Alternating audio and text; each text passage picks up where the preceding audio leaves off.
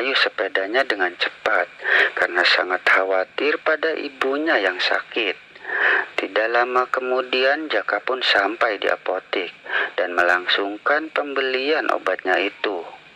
Setelah mendapatkan obatnya, Jaka pun langsung pulang. Dengan cepat, Jaka mengayuh sepedanya itu. Dan tidak lama kemudian, Jaka pun sampai di rumahnya. Jaka pun berterima kasih pada tetangganya itu, karena sudah bersedia menemani ibunya yang sakit. Jaka menyuapi makan sebelum memberikan obat tersebut. Dan setelah usai makan, Jaka pun memberikan obat kepada ibunya. Lalu ibunya pun meminum obat itu dan berbaring kembali sambil dipijit oleh Jaka.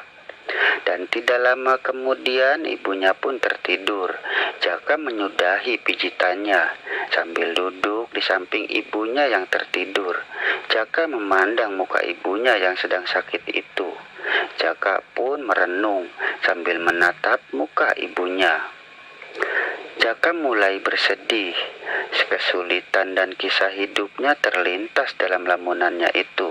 Tak terasa Jaka pun meneteskan air mata dan sesekali ia mengusapnya. Waktu pun telah larut dan berganti siang. Ibunya pun terbangun. Jaka tidak pergi ke sawah untuk bekerja menyangkul di sawah juragannya itu.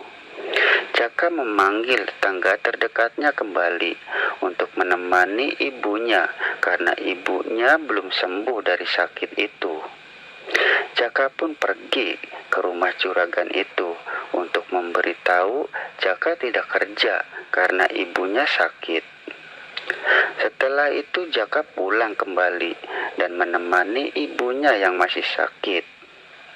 Singkat cerita, setelah 10 hari ibunya tidak kunjung sembuh, malah semakin parah sakitnya itu. Karena usianya sudah tua dan fisiknya telah renta. Setelah 10 hari tidak kunjung sembuh, akhirnya ia menghembuskan napas terakhirnya. Meninggal dunia di hari yang ke-11 ia sakit. Jaka menangis sangat keras dan segenap warga terdekat pun berkumpul di rumah Jaka. Singkat cerita, pemakaman ibunya telah selesai. Jaka hidup sendirian di rumah bilik bambunya itu. Setelah kepergian ibunya, Jaka sering bersedih dan menangis sendirian. Di waktu sore setelah Jaka pulang dari sawah juragannya itu, Jaka melamun di depan rumahnya dan teringat cerita-cerita pesugihan yang orang tua temannya itu ceritakan.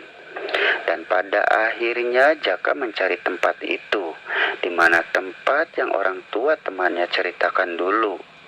Sambil mengayuh sepedanya, Jaka mencari karena berniat untuk melakukan praktek pesugihan. Jaka pun bertanya ke sana kemari dan akhirnya Jaka menemukan tempat pemujaan pesugihan siluman gagak yang bertempat di sebuah gunung dan di dalam goa yang menyeramkan. Jaka pun masuk ke dalam goa itu sambil menuntun sepedanya dan menyalakan senter yang ia bawa.